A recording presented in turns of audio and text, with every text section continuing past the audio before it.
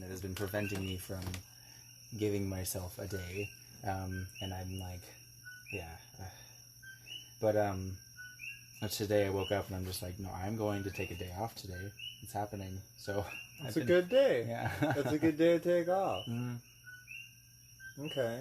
Well, the reason why it's a good day for that to be off is because my friend Nyko Stone gets to be, my roommate, my brother, gets to be on the 3rd episode of Same Ocean, Different Beach. Yeah. So, my brother, thank you for being here. Thank you for having me. Yeah, so how you been lately, man? We've been kind of apart since before this whole quarantine thing happened. Yeah. So, you know, how you been? How's day-to-day life been? Good. Everything's been great. I have been, I don't know, I've been kind of like leading a very self-disciplined kind of life lately. Wake up and I try to do my routines.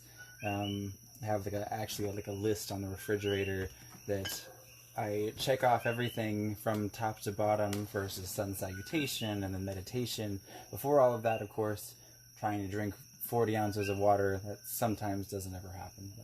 And the list goes on. Try to do the things, learning Indonesian, meditation, yoga, working out, all these spiritual books from like different, spiritual teachers and, yeah. That's cool. You're really the embodiment of... Me and Leandro talked about it, I think, on the first podcast that we did. That, like, people are, taking this self... I think we even named you and Nikki, like, just using this time for, like, growth in so many different ways of just, ways of thinking about things. I was talking to Kevin earlier today, and I was just saying, it's really funny that you have, like, these two sides of the spectrums of this way of thought now, where it's like, okay, so you have people that are making more money doing unemployment now than they are making a wage. Yeah. And I said, now most people look at that as like, oh, that's awful, they should work.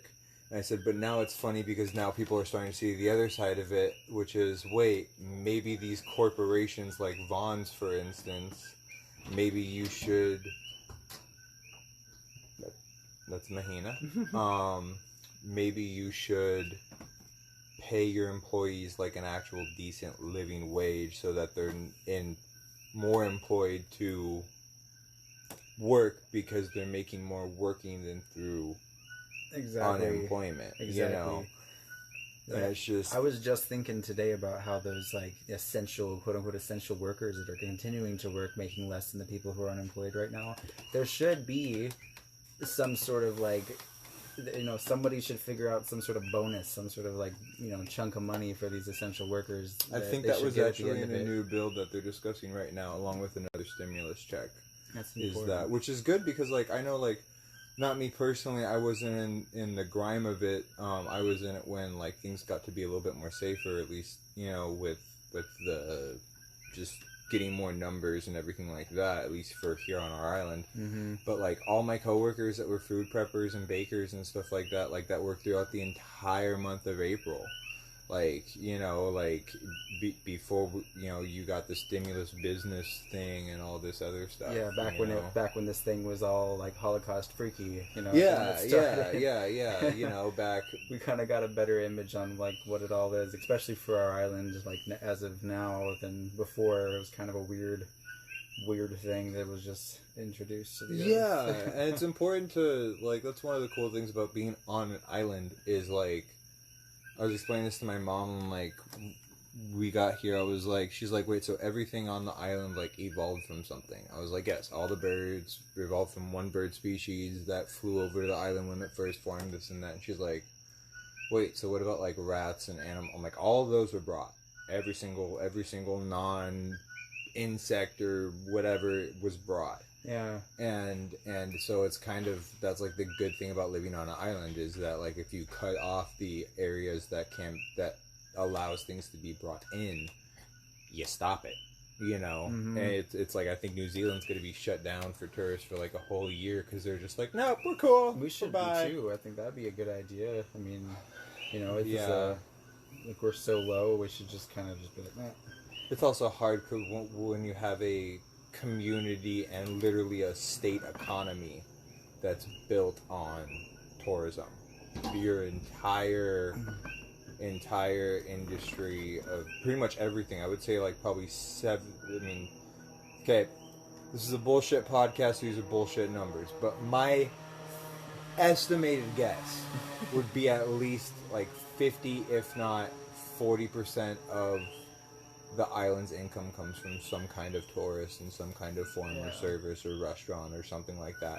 Do restaurants make money off of the people that live on the island? Obviously, some, but the real money, especially like if it's like Hilo Bay, like right front center where the cruise ships come out. All those little Hilo Town stores and everything, they rely on all the... the mochi shop that always has a line out the frickin' door. Every time I drive by that place, it has a line out the door. I don't know the name of it, but and like they're probably hurting because of this. The Hilo Burger joint, I mean, all these different like shops, Pineapples, all these different shops are probably really hurting from the lack of tourists.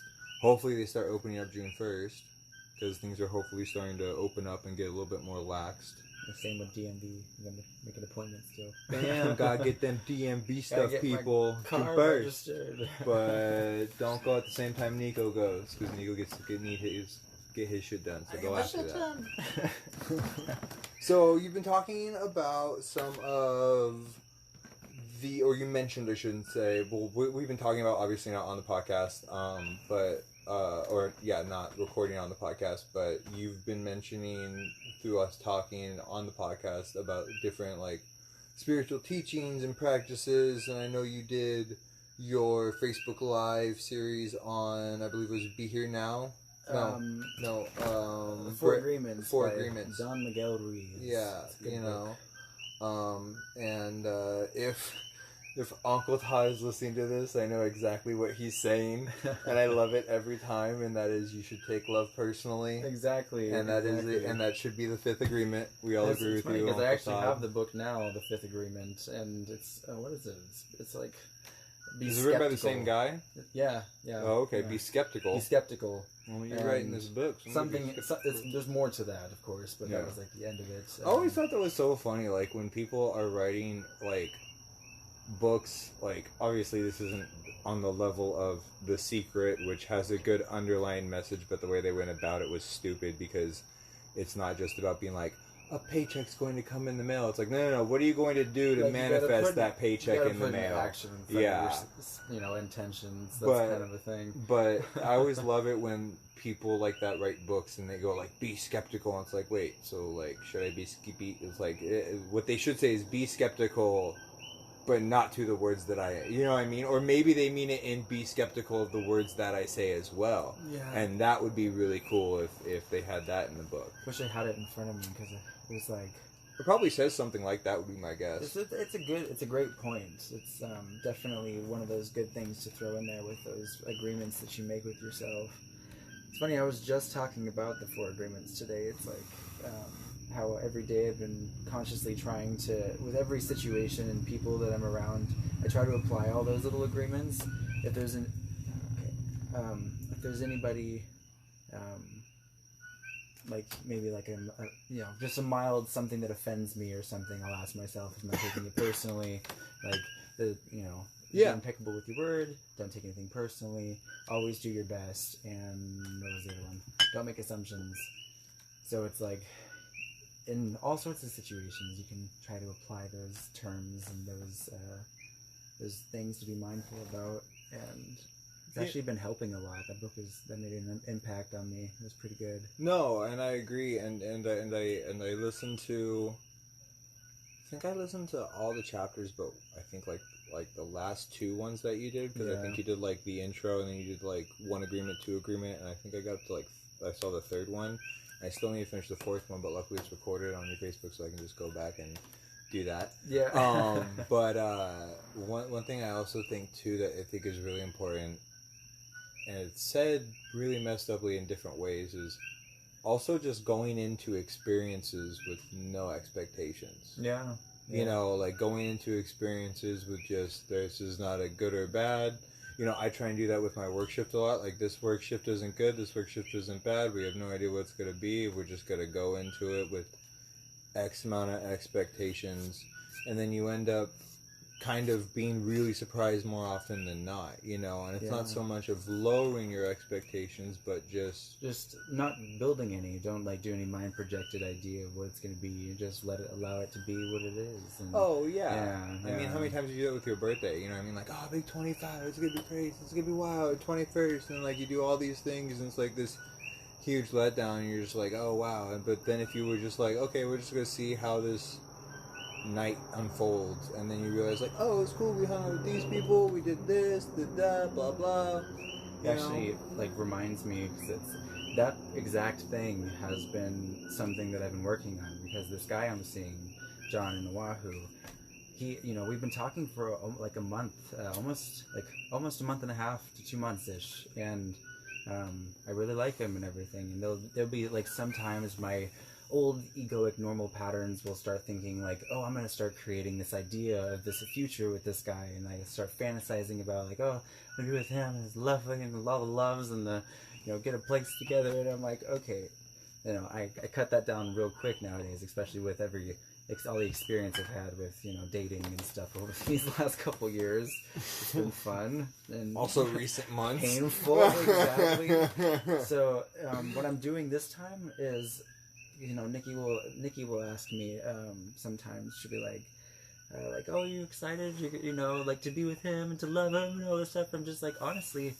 I'm pretty much like expecting the worst all the time, and that's kind of sounds like a bad way, but I'm not ever going to create any mind projected idea of this guy in my future, because if it doesn't work out, then I won't get hurt. Like, and it actually has been, you know, it's been a thing. It's pretty cool. I feel like I could lose him today, and I wouldn't be really. I'd be okay. You know? And I think what you mean instead of the word negative, I think what you mean to say is a neutral position on it. Yeah. Like, it's just kind of like I remember my Viscom teacher, and you might have meant negative, by the way, but that was just my guessing, because I don't think you view it in a negative way, shape, or form, but more just like a very positive thing, but just having a neutral stance on it, I guess you could say. Where, as like my AV teacher always said something along the lines of like, I already have a happy life, you know what I mean? So if some guy comes around and makes my life way happier, that's awesome. If it's going to be extra work and it's going to hinder that, I'm not about it, you know? Yeah. And I think that's important, especially in relationships, is just kind of, especially for the first couple months, is just being like, not having, present, and not having these expectations of like, oh, he didn't open the door for me, or I haven't met his parents in such and such time, or this and that, because,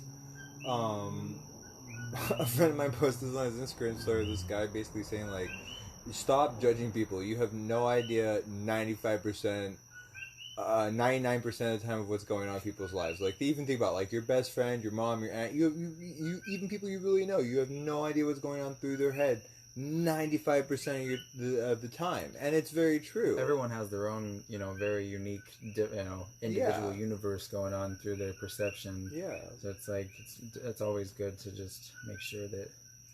Yeah. But that's good that you're having that with, you know, with him. That's a great positive thing. But if something were to happen, that it's not the end of the world. Life moves on. I never created any mental expectations of this guy, so I'll be, you know, of course, like anything.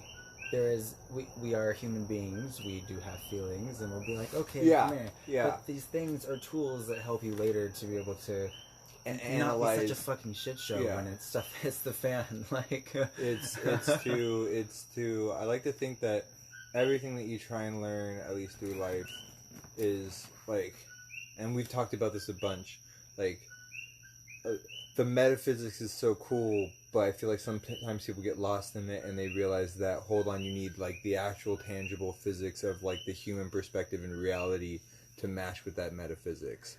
And I feel like that's kind of what it is. Like, learning to be aware, I feel like, is really nice when you're going through this human experience, because for some reason our consciousness has chosen to take in this shape and form for this given amount of years that we're in this, I like to call it a meat suit.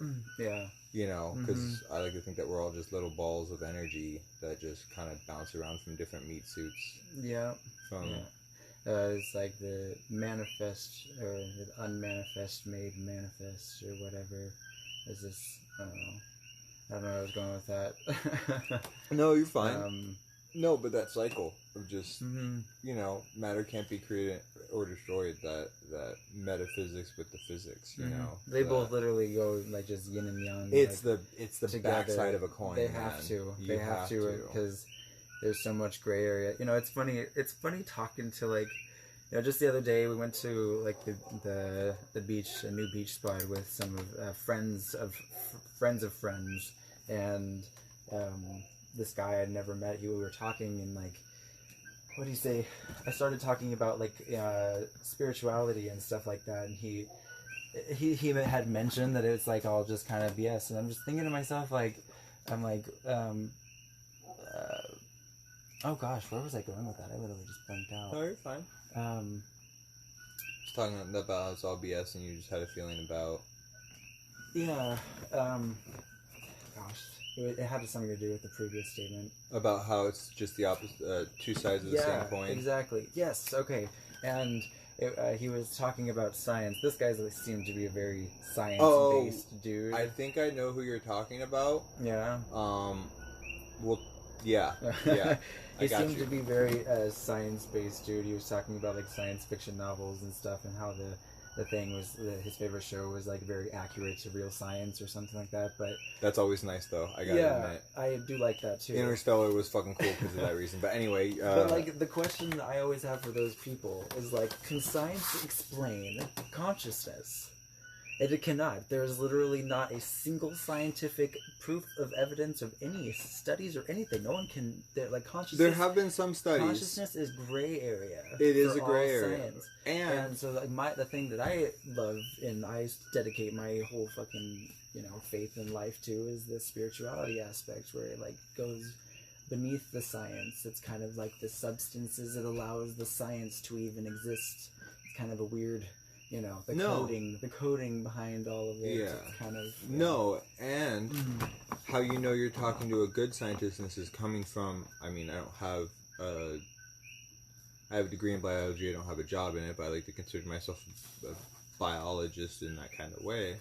Is that a scientist will always say that they don't know, because the only things that can't be proven are actual laws. So, like, you have your fundamental laws of physics. Those are proven time and time again, gotta happen. But, like, even gravity is technically still a theory, because there may be in some cases in which we don't know that gravity acts differently, and there are cases that we don't know. I just know because I've heard of them on different podcasts. I can't recite them right now. Variables exist beyond variables. Like Exactly. There's this thing, but there's something that exists above that thing for that thing. Yeah. It's like, My mom always used to make a joke, and my mom related it to the Christianity side of it, which I like to think it's all the same thing. It's just a matter of whatever you want to call it. God's talking with these scientists and says, okay, tell me how it all started. And the scientist grabs a pile of dirt and says, well, it all started from these micro... And Nyko goes, can't use my dirt. Now, obviously, now we can know that dirt comes from mountains that erode with wind and rain and blah, blah, blah, blah, so we can get more crazy into that. But I think it goes back to that point you were making. It's two sides of the same coin. Yeah. I always like to say, like, I believe in the Big Bang 100%, but I also believe that something, whether you want to call it energy, entropy, whatever term you want to put it as, but something that we don't understand. An intelligence behind created it. It has to be, honestly. An intelligence. Think about, like, the intricate math that's in, like, all of nature. Yeah. And it's you look at a fucking... a T-fron, and like the Fibonacci sequence is like spiraling out of that thing in a perfect fashion. There's so much math behind everything in this universe. Now, not to put yourself on the spot, but because I'm interested, can you talk more about the Fibonacci sequence? I don't know too much about it, okay. To be honest. I just know it. Can you tell me what you do know, if you can remember that is? Yeah, if not, it's fine. The Fibonacci sequence, I know that it's kind of the fractaling universe, kind of the thing. It goes with that a little bit. I don't really know much. I know like a little bit of each little tiny thing of sacred geometry. I'm still in my learning phase in my life. Again, people, this is a bullshit podcast. Yeah. We are not scientists, nor facts, nor this or that. I said I was a biologist, but I don't have a job in biology, so that's also kind of bullshit. So, but it's kind of, I heard this phrase once, and when I think of Fibonacci, I think of the sections of Fibonacci. You have the bigger, you have what is Fibonacci? You keep the Fibonacci sequence is a spiral. It's the spiraling sequence where it's kind of like on a shell of a thing that you see. Yeah, it's always like that it's shell, perfect. and then it has like those like lines going out of it, creating like triangles and stuff. It's a perfect sequence. Okay. It's like it's pure mathematic genius. That Oh, because it's made with like different sine waves and cosines, and So the it's- probably formula for that's probably some crazy bullshit. the show The Code on Netflix is like perfect for Check that. it out.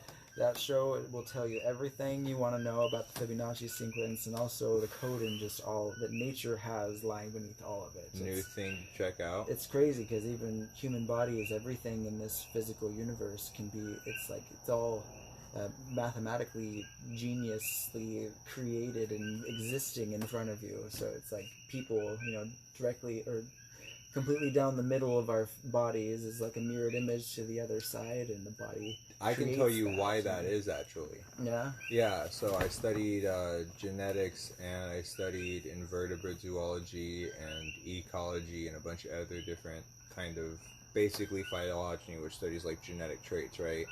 And so the flatworm, which I've actually seen under a microscope, they're these little guys that are super, super tiny. People can't hear this, and they're not going to do a video, but basically you don't need a super crazy microscope, like a compound light one, but you just need like a dissecting scope, but you can see it with your bare eye. But it's maybe like 2 centimeters, 1.5 centimeters long. And it's these little guys, and they are the first bilateral, like, symmetry, like, species. And then since then, that trait, for whatever works, so everything past then has been a bilateral in a way. So, like, like sea sponges and stuff like that, they're not bilateral. They're just irregular. And then eventually something took form, and that's where you get, like, starfish and jellyfish, which have, like, radial symmetry. And then that was a thing. But then when bilateral came out, that was the trait that took off. And the only thing that are left are the jellyfish and, like, I think the starfish and, like, one other thing that's, like, the radial symmetry and stuff. So in terms crazy. of animal species, That but is- like that's how the genetic trait got passed down. So I actually can tell you, can't tell you the Latin name. I used to know it, but yeah, it's called a flatworm. Is this bilateral? Does that mean like identical on both Yeah, sides, yeah, kind of thing? yeah. I love that. So like radial That's is some like good info right there. each segment is like that. You know what I mean? Is the Yeah. same. So like it's interesting because if you look at different creatures throughout the genetic line, like through fossils, you can see, oh wow, radial symmetry was really popular during this time, and then you can see that bilateral took over and stuff like that. Like same thing like in the ocean we don't have a lot of carcinogen, like sharks and stuff like that. The things that are made of cartilage, because they were soft and squishy and they got eaten a lot. And then they developed like hard, tough armor, and those things took off. And then something happened, and now you got fish, and it's all this crazy bullshit. But again, just a different theory on how things came here, because I like to think that that's also a theory, and no one knows everything, and that's the fucking cool thing about that this thing that we call human perspective. Yeah. You It's been a very interesting time, reading these different books and stuff during this time. My brain has been so hungry for all sorts of kinds of information, and I picked up that one because you're talking about creation and stuff and how we all got here. I picked up that one book, and I don't know what to believe, honestly. In this reality, what the fuck can you believe? We grew up. Society says this thing is true, or like whatever we have been taught and everything. This is reality. This is how it is. But honestly, I feel like reality can be infinitely something else. Yeah, absolutely. And like,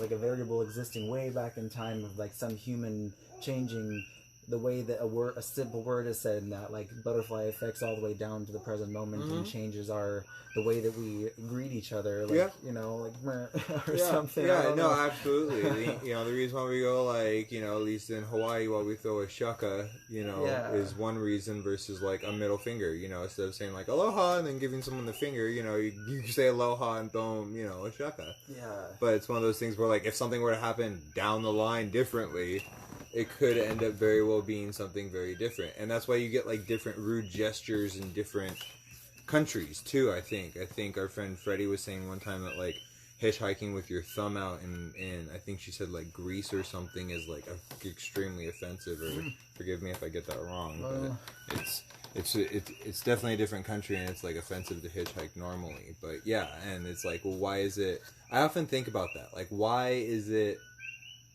like I always thought about that ever since I was a little kid, about bad words. Who says these are bad words? Yeah. And then I found out George Carlin does a bit about it. But it's like, who said that, like, back in the 70s it was the seven dirty words you can't say on radio or television, right? And, but I always thought, like, who said that, like, fuck was, like, a bad word to say? Like, it was improper. Like, and then what gave that guy the right to make that judgment? Like, but I don't know. I've always thought about that. Trends these days are like posted on social media, and then everyone knows it instantly. But back then, it would have had to started from the way that these common words that everyone knows to be something, that one guy back then had to start it and had to be so catchy. Everyone had to catch on. Yeah, because.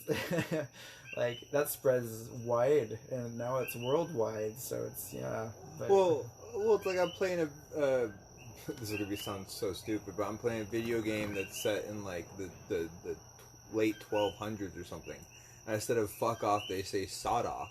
Sod off. Yeah, in English. I'm just like, wait, what? How did it, like, develop? Because I don't know a whole lot of British people, but I'm guessing that they don't say that over there now, you know what I mean? So it's just, but yeah, it's that butterfly effect of like, why did it flap here and not there? And the other thing too that I think is really interesting is we can't even pinpoint the exact origin of life. We know that there was archaea, which is like this ancient form of bacteria that's still around that can survive like 1,000-degree fucking like hot geothermal vents and shit and stuff like that, but we still don't know what that first organism was, and that's what I think is really cool, and how the metaphysics ties into the spirituality, or how different theories. I like to think the theory that an asteroid came and brought that, it de-thawed, and then that organism came, and then it mutated, and then became this. And then where'd that asteroid come from? Exactly, and that's where I like, that the open debate can come from. It's like, why didn't Earth already just have it, since this mysterious rock had to have it? Like, where did that come from? It's kind of like a. Well, and to answer that guy's question about like, spirituality is a bunch of BS. Well, yeah, but I mean, if you think about it, everything is kind of BS. The entire societal construct that we have is BS. The fact that we drive cars is BS. Like, everything. The fact that we live in houses is BS. Like, everything that we do. Perspective. Yeah, I mean, it's narrow perspective, but like, if you want to think about it, like just one side, like I will agree with him. Yes, it is. But if I'm also agree with you that yes, it is, I'm also agree that your entire side is also BS, because if I agree that is, if it's the two sides of the same coin, if you think one is, then so is the other, It's all just a bunch of realities and entities trying to convince everyone else that they exist and that they're real. That's what I thought is always so interesting, and what I've been thinking about really lately, since before I graduated college, but towards the end of the years, is this idea of perspective. And we all have our own little realities. But it's also interesting because we also live in a communal reality where, like, I can agree that, like, you're sitting on a chair, we're in Pahoa, Hawaii, this and that, right? Mm-hmm. But then you have, like, a greater reality beyond that we can't even see as the communal reality. And then you have people that have their own reality that's so distorted. By the way, that's your water if you want some. Thank you. Make sure to make sure you have some. You know, dude, speaking of that, like, oh, yeah. we go to this place to go do yoga on the cliff down in Wawa. Yeah. And you've been there that one time. Mm-hmm. So me and Nikki, like, this gives you a perspective on the different realities that exist in this reality. Yeah. It's like, that's why I said, like, everyone has their own entire universe with their own conditioning of their past and everything through their own perspective. Their whole world looks completely different than what we perceive ours as. As we were going, we did yoga there one day, and on the way out, there was these 3 kids that came in. They had like hoods on, and they had, I know this like coronavirus masks and stuff, but this is in the middle of the woods. These kids had a mask and like a bat and a machete and a golf club, and they walked right by us, and this is like a rural kind of area. There's not like anybody, so in my brain, instantly with my like energy feel and stuff, I'm like, these kids don't have good intention with like the way, you know, they're walking, with their demeanor. I can feel that as they're walking by me, and it kind of fucked me up all night because I thought about it, and I'm like, there might be like homeless people around here, and like maybe these kids. So my brain's thinking, you know, through the perspective of these kids who would have the itch up their sleeve, like the nerve to want to go beat someone up. Like they're living through their own realities that are completely different from anything we could like understand. It's crazy. Like there's people, I don't know, dark people out there. No, I often think about that.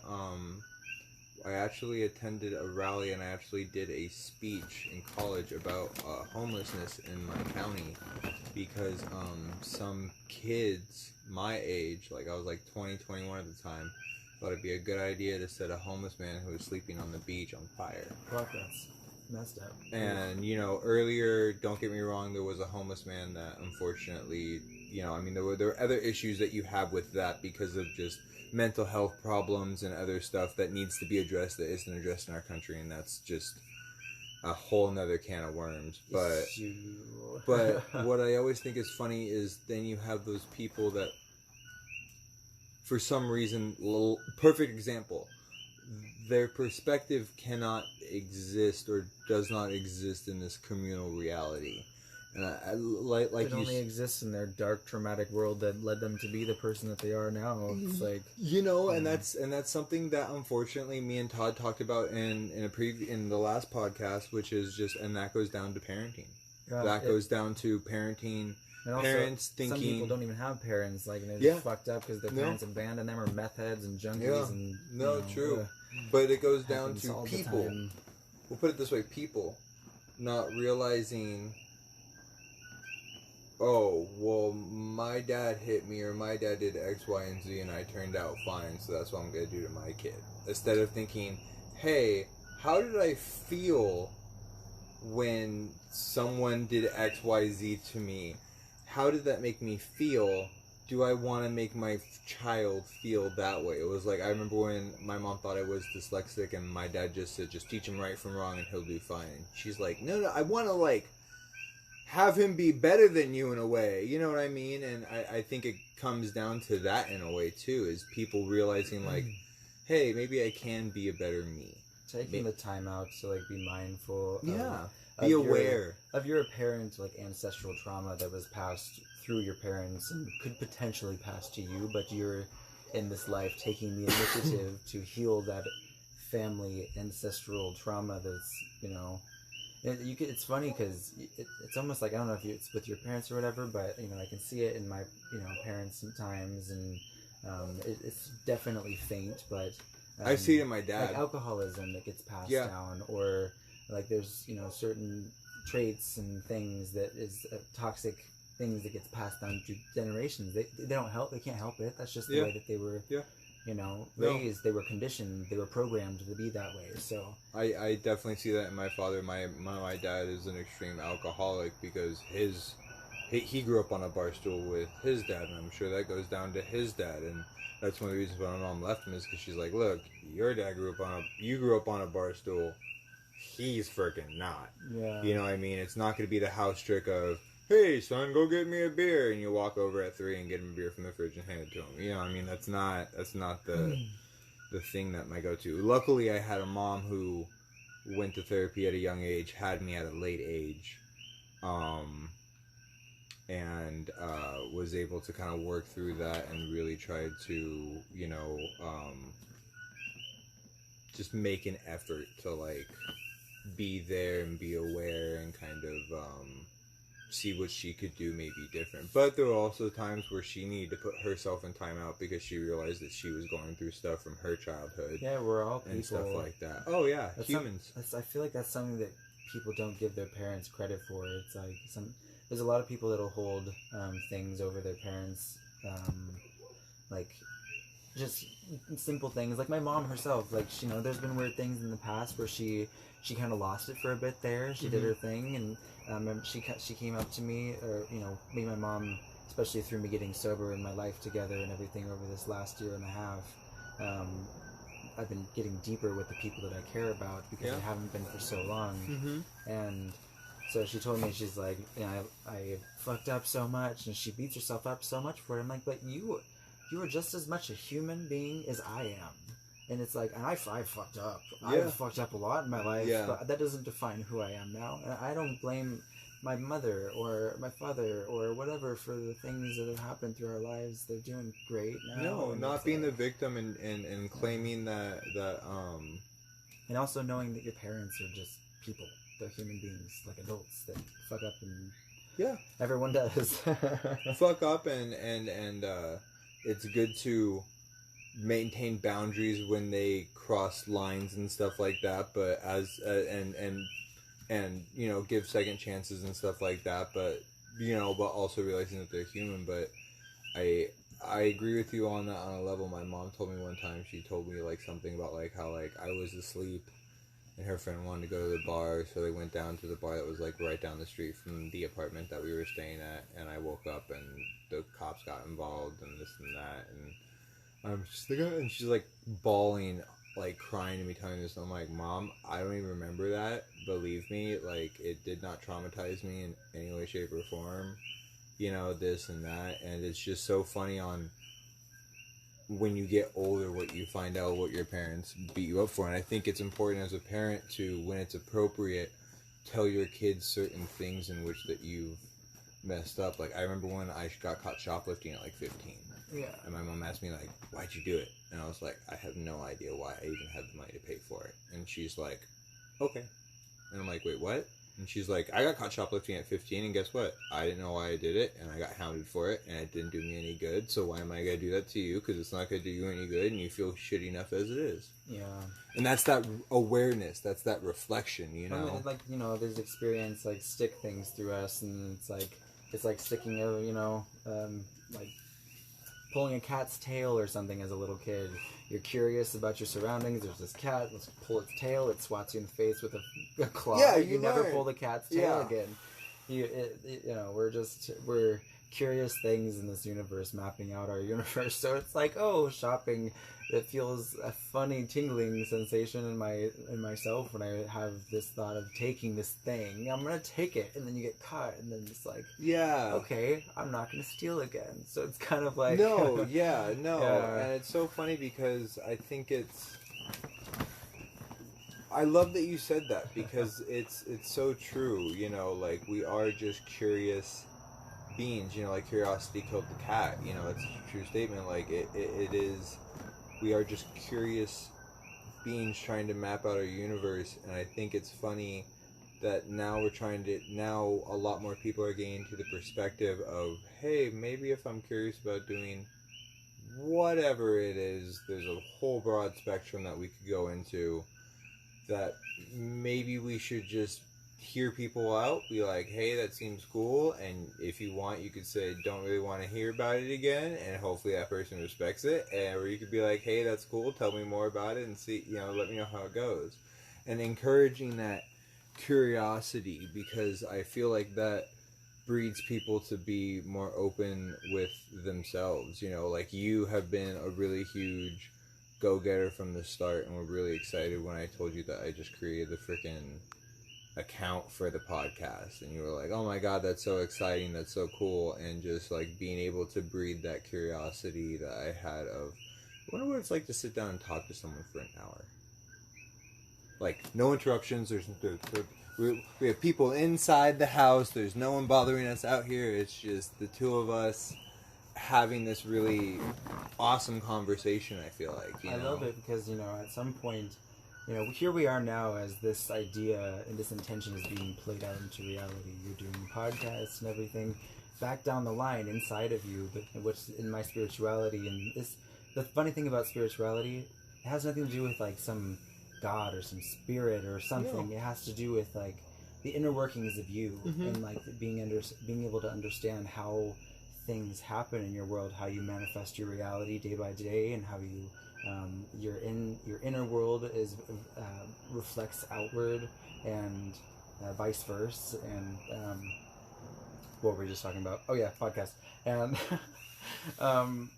at some point down the line of this actual happening right now, there was just a little seed of intent, and that was most likely from the fact that you like watching podcasts and stuff. Yeah. Like, so that was your little seed of intention that was planted, and you're like, someday I will.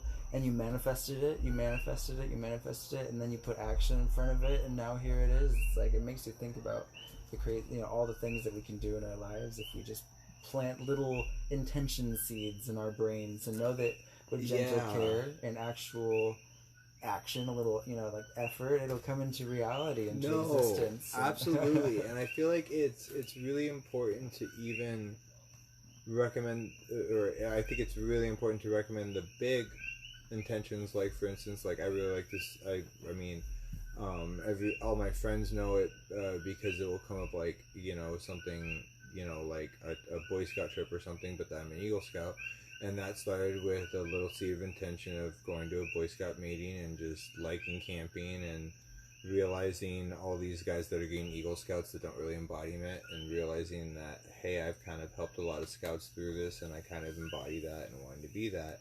And same thing with going to college. I never went to college because I had an idea of, I want to work at a lab and I want to be a doctor and this and that. I was like, no, I just want to fucking go to college and get a diploma. Personal goal. Yeah. Seed of intention in the first grade. You know what I mean? But it's interesting. But then also looking at the things of having a seed of intention of just being like, I want to have a little bit of more self-control in my life. I'm going to make sure to make my bed every day. Mm-hmm. And when I eat my breakfast dish, I wash my breakfast dish and I put it away. Like, just those little intentions of intention of self-control and then manifesting that in different actions, I think is really important, and just trying to do it. Like, I'm really trying to cut back on sugar. Yeah. And it's really hard because Leandro just bought a 60-pack of the mini Rice Krispie treats. So that's going to be hard. Especially because I just saw it and I was disturbed about how much sugar is in just one of those little squares. It's like it's like a cup. It's like boy! It's like a full 8 ounces. But it's one of those things where have those little seeds of intention on what you think gives you a more positive either spiritual output, or if you want to go in the physical, realm that we experience as reality. What gives you personal joy in that, and really do things that kind of manifest that, because it's like one of the things, like, I've been thinking about lately, like, I really want to go to the beach. And I went to the mermaid ponds that one day, and it was kind of cold and kind of not the best, but it was still really fun. Mm-hmm. But then, like, we went to, like, shipments, and, like, literally, like, 2 days later, we went to green sands, and, like, it's just really cool to be able to go all these beaches.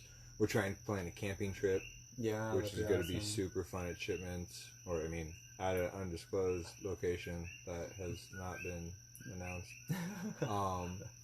And then I also want to go to green sands again, too.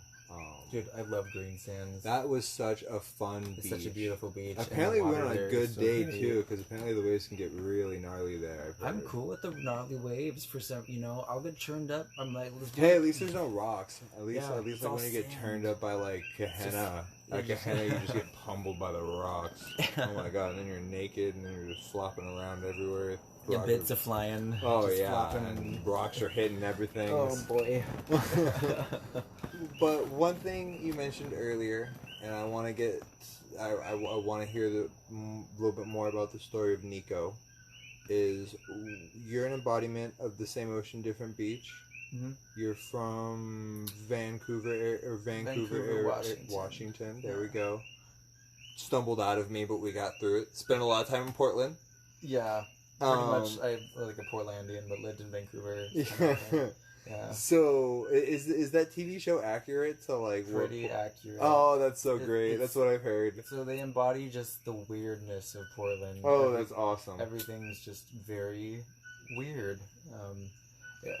Do you know, like the Hunger Games? Do you remember like the Capitol? Yeah. All the weird avant-garde Yeah. people that were all like, ooh, cutesy, and yeah, that's kind of. So it's like Whoville. Is that what you're saying? Well, some aspects. Oh, sometimes. okay. There we I mean, go. I guess There we you go. could say Whoville's, Star Wars, fucking, I don't know. People have Princess Leia's hair everywhere in Portland. That's what Nico's saying. The funny thing, there's actually a unicyclist that is Darth Vader. So it's a Darth Vader unicyclist that he plays bagpipes that spit fire, and he's famous in Portland. See, I got one Skywalker right. The last name Skywalker still. Yeah. No, but there's probably people listening that's like, well, actually, Princess Leia's name is actually not Skywalker. Blah blah blah blah. But yeah, I want to hear the story of your same ocean, different beach. I got Todd's. We got a good chunk of time left. Yeah, I wanna hear about it. So my favorite beach, it's actually on the Oregon coast. I think it is. I believe it is. It's down in Lincoln City, and it's called Fogarty Beach. And the reason I like that beach so much, it's like a huge rock formations and everything, but there's agates everywhere. And okay. So like the waves come in and you run down as the tide goes out, and you collect all these agates and then run back before the sneaker wave gets you. But that's like my favorite beach ever, just because I'm a huge rock hound and I like rock hounding. But what I want to hear, sorry, I love That's that. okay. Because I've been to Lincoln City and it's a fucking beautiful beach. I did a road trip up there and I love that. I think I know the exact beach you're talking about. But I want to hear about how you got to Pahoa, Hawaii. How did you get to be my roommate? What's the story of Nyko Stone that you want to share, that you want to tell me, that you want to tell people, that you think is important? Well, I mean, so it's almost been transformations. It's almost been like a year and a half, but I came here last February 2nd, and the very day before I got on the plane, I did like 8 ball of blow and drank a whole gallon of whiskey, and I was addicted to cocaine and alcohol and drugs just in general, all sorts of stuff, smoking them, all sorts of snorting them. Yeah, it was not a good thing for like 10 plus years of my life, and I was living a very toxic life for a long time. My friends started dying, and anyways, positive note, I came here because I had this epiphany through this subtle, not so subtle, spiritual awakening that had happened to me. Okay. That I needed to change my life. And my friend Nikki, Nikki, who will be on a later podcast, ladies and gentlemen, will get her story as well. She had a friend that knew about woofer farming in Hawaii, and I'm just like thinking to myself, gosh, as my friends kept dying from these overdoses, and it was a weird time, and I was just always messed up, and I knew every morning when I woke up I wanted to change, and it just became that time, and I'm just like, I have to change. So I planned coming here and working on a goat farm. Okay. And so it took months after I set that intention. I'm just like, I'm going, it's gonna happen. Months and months of planning. Finally, I was like, I have to just buy a plane ticket. I got it. Yeah. I got here. Yep. And no, I found with people, once you buy the plane ticket, that's it. You can procrastinate. Yeah. So much. No, but once you've set foot on that plane, like once you hit purchase and that hundreds of dollars in your account. But anyway, go ahead. Yeah. So. Yeah, I was, all fucked up until the very night, the day that I flew out and landed here on the island. but I haven't touched any of those bad drugs since. And I mean, I've dabbled with drinking again, but at first I went like 6 months, and but now I'm back to like no drinking again. Stuff dampens. No smoking tobacco.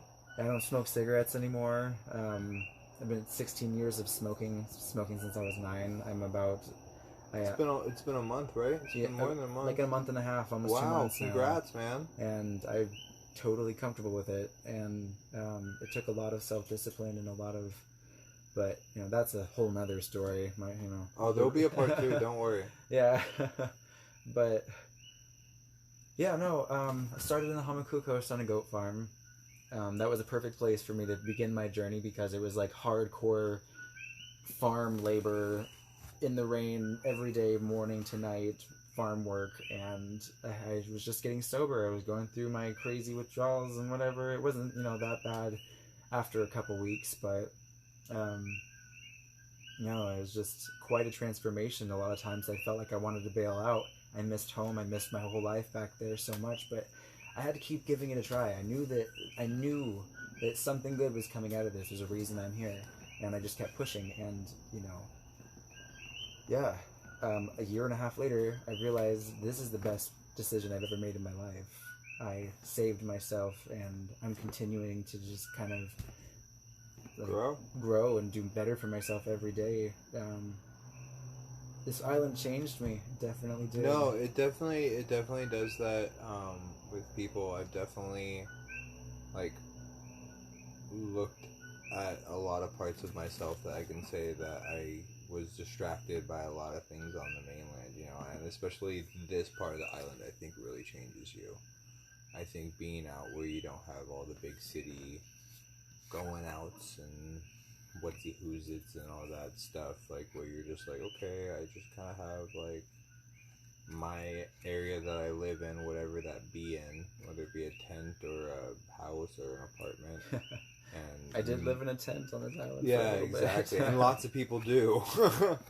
And it's great too because now with this new mindset, I'm not a drinker, I'm not a drug user, I'm not a partier, none of this stuff.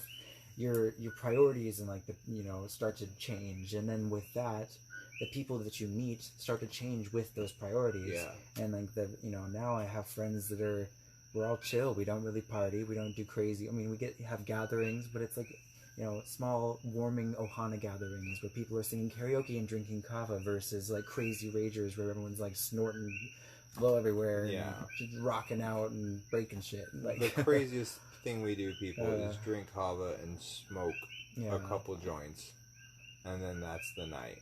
Yeah. And usually it's one. And that's the night.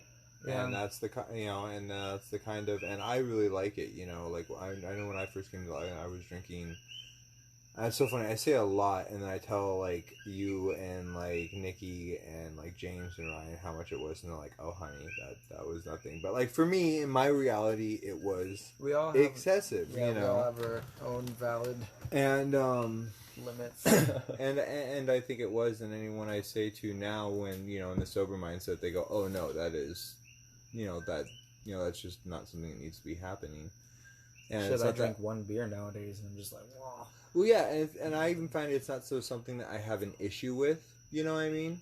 But it's more of just something that I just don't want to invest my time or energy or anything. You only have so much of your day open. And if you drink too, it kind of makes you feel like the next day is just going to be shit because you're just hungover. Dude, I had a coworker that wasn't in the greatest of shape because of it. I back at home, and then I also had it back at home. We were in an apartment or a hotel overnight, and we had beers and stuff like that, and the next morning I was just hung over.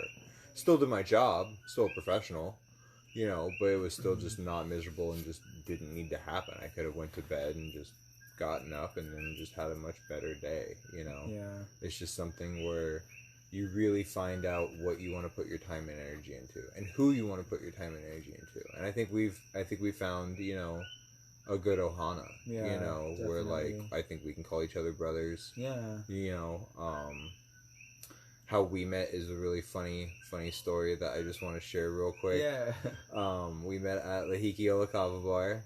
We were listening to James play, And I think we were talking, and then I brought Leandro over, and then I went to go get more kava, and then you and Leandro kind of talked, and then James stopped playing, and then James was just letting us chill out and talk, and then you mentioned, like, oh, well, I'm actually going to the mainland, and you have a place to stay, and we're like, hey! I had just moved out of my little jungle cabin. No, and it's been good. It's been a really awesome experience to have. You know, I can faithfully say that, like, all the stories that I hear about the terrors of roommates and stuff like that, it's really nice to have a really solid house with a really solid energy. Yeah, definitely. I mean, it's like that, chill peeps vibe. I love it. Yeah, good. Well, we can sit and do yoga. And it's a rare thing, it seems, finding that sort of compatibility between roommates and I think just people now, because I think people just go to get, and I find myself doing it, especially the whole not taking things personally, just realizing, like, oh, okay, that's the thing, no big deal. It is what it is, and that person's doing it, and also everyone's gonna have differences, and, like, just respecting each other and creating that space for others to, like, live and be, and also knowing that we all, it's like we're family, or I think that's the biggest thing, is just to, when you have friends, and if your friends are acting weird, or your friends are just like, hey, I need space, or just this or that, just be like, you know what, they're my friend. They've never given me any reason to think why they don't love me. I just need to remember that they love me, and that it's all good. Right. And that I think is really important, because it's really easy to get caught up in the mindset of, like, oh, maybe not. How do I know they're being honest? This and that these days, and just realizing, like, hey, these are kind of aware people. They've never given you any really reason or thought to, like, do that or be like that. Mm-hmm. Maybe this is just an intrusive thought. Yeah. You know? And I'm trying to get really better at that. And with your help and, again, seed of intention, I've been meditating a lot more and stuff like that, and trying to It is definitely so beneficial to quiet the mind once a day, because our mind will think millions of things in just one day. And it's like, it'll just keep going. And one beautiful thing that Eckhart Tolle talks about is being the awareness, the observer of the thinker. What he says is watching the thinker as the witnessing presence behind the thinking. There is an eye looking at the witnessing, or looking at the thinking. You know, become aware of that eye that is perceiving the thinking as separate from you, and it's almost like an outer. How I visualize it is like almost like an astral projection of yourself. Yeah. And you're looking at yourself, witnessing all these thoughts and thinking all these things. And the meditation that I like to practice is awareness of the thought, aware that it's a thought, and then let the thought pass. Mm-hmm. Instead of trying to, like, because another form of meditation is, blocking out thoughts. Well, and for me with my brain, it's too hard. Or at least that's what or I should say this. For me, I always perceived as meditation as blocking out thoughts. And it's not. It's being aware of the thoughts. And then eventually, once the thoughts know that you're aware of them, you become aware in more control of those thoughts. And then the thoughts just don't come. It's kind of like a, Yeah. Because it's almost like raccoons that are rustling through your garbage can in the dark corner of your house or something. They'll just keep rustling, a bunch of noise and all this stuff, but if you shine a light on them and you're staring at them, that's a great analogy. They'll still be like, yeah, and they'll still rustle for a second, but they'll be like, okay, they're looking at me. Maybe we should dip. So it's like, no, I love that. That's a great analogy. Right. That's a really great analogy.